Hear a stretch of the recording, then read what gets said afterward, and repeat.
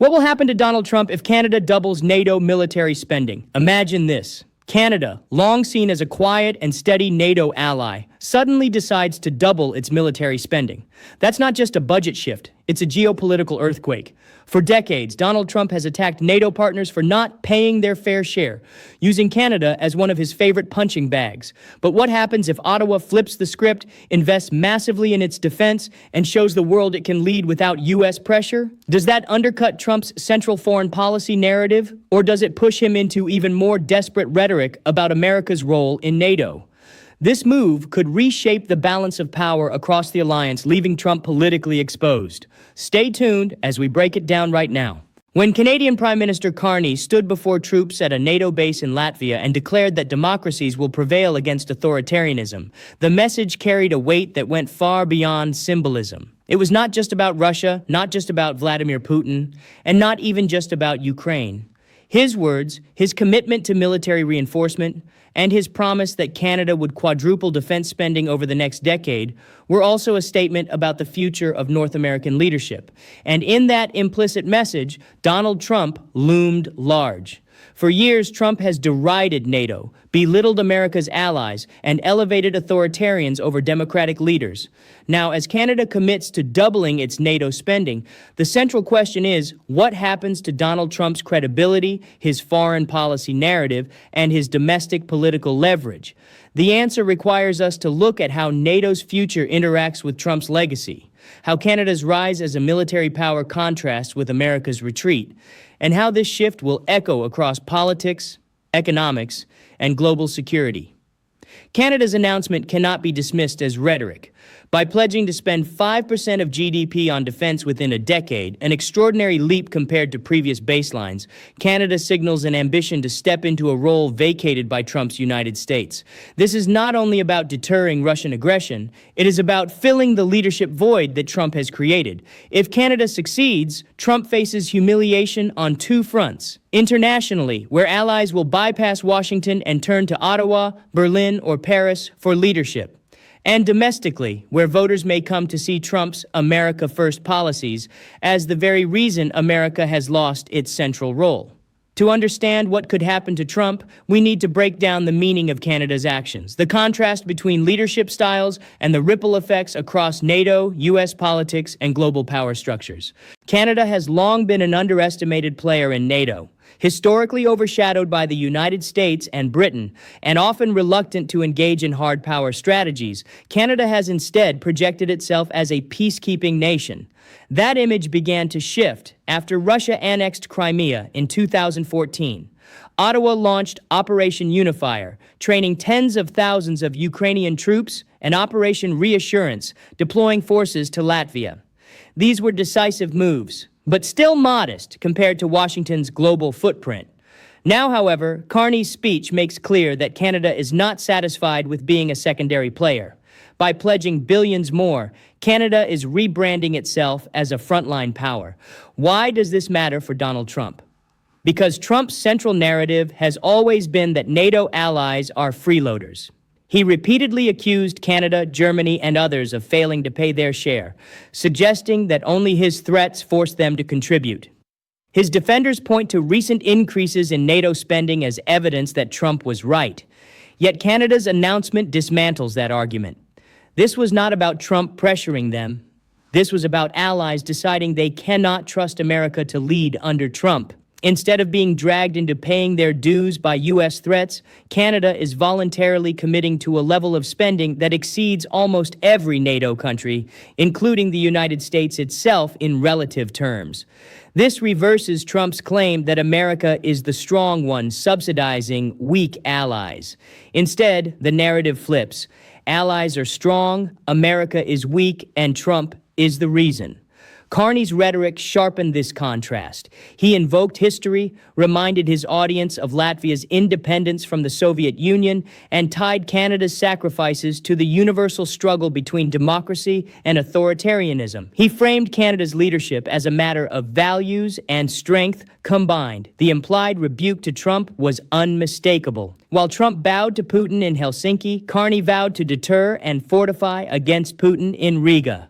While Trump undermined NATO unity, Carney stood shoulder to shoulder with multinational brigades. This difference in posture is not just optics. It defines who gets to shape global security in the 2020s and beyond. And if that leadership mantle shifts northward, Trump becomes a casualty of his own anti-NATO crusade.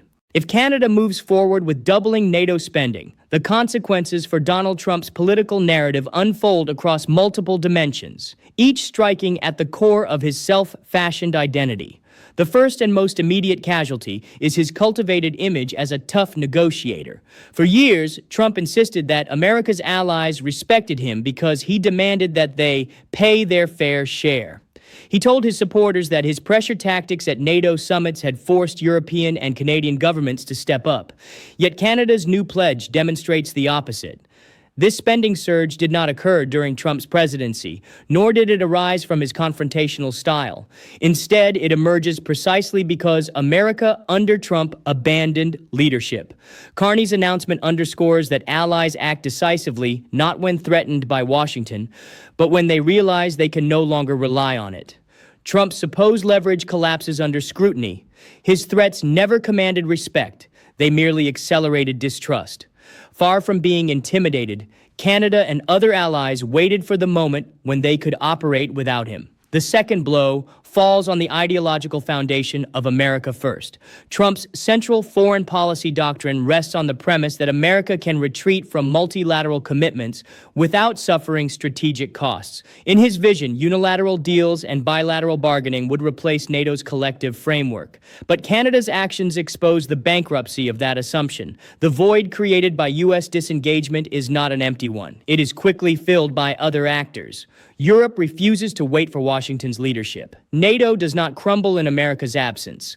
It evolves into a more distributed coalition where authority lies with those willing to act decisively. Canada's emergence as a defense leader demonstrates this evolution.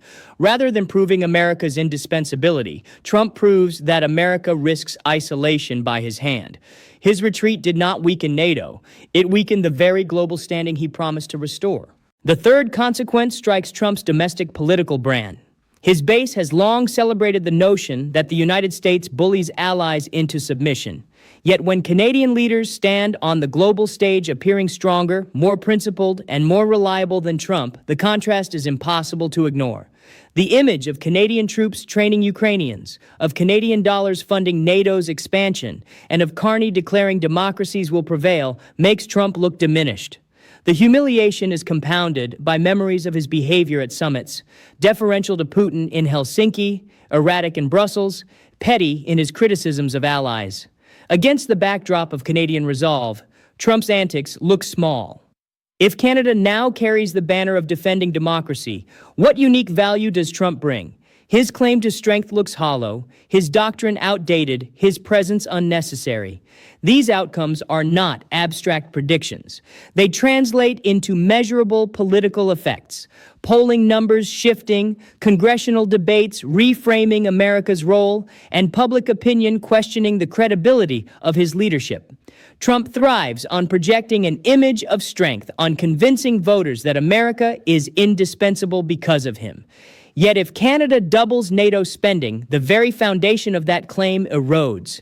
The indispensable role migrates northward, and Trump himself becomes expendable. What once was his proudest boast, that America, under his watch, forced allies to respect and follow, turns into his sharpest liability, as allies demonstrate they can lead, cooperate, and prevail without him. The ripple effects of Canada's commitment extend beyond Trump's personal reputation.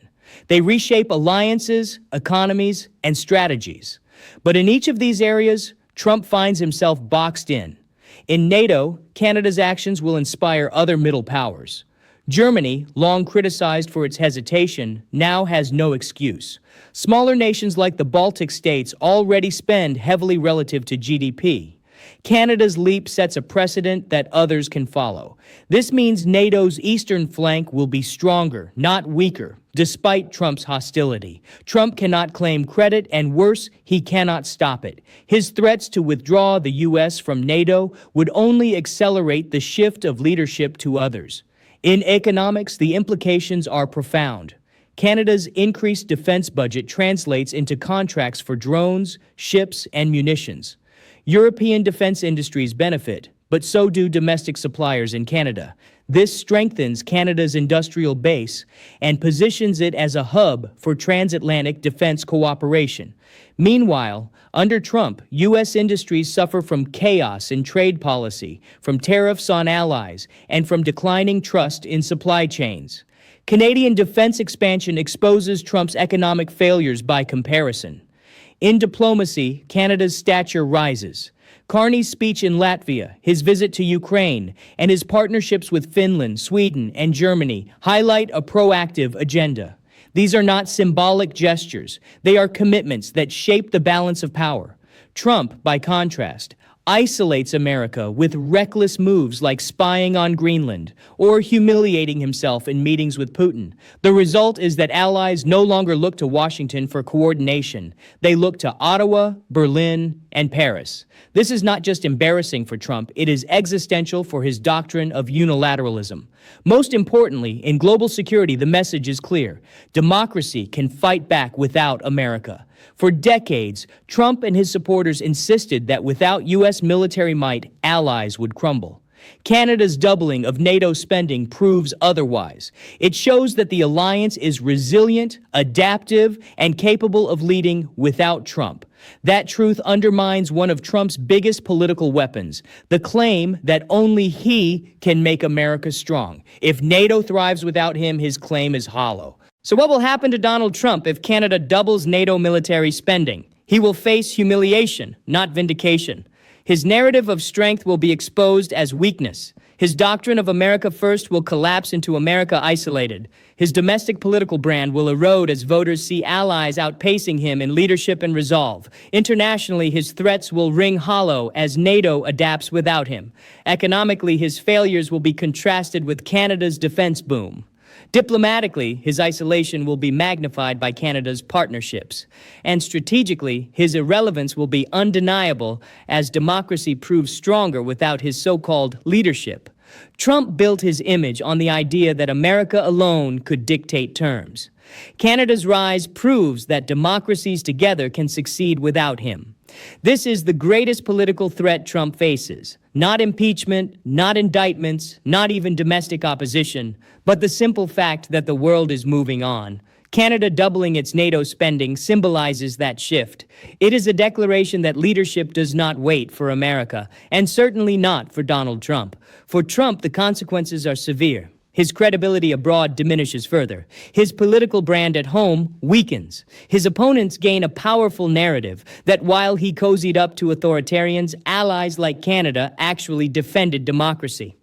And his supporters are left clinging to a hollow myth, watching as America's place in the world shrinks. In the end, Canada's decision is not just a budget line. It is a verdict. A verdict on Trump's legacy, on his failures, and on his irrelevance to the future of democracy. If Canada doubles NATO military spending, Donald Trump's political future will be defined not by dominance, but by decline.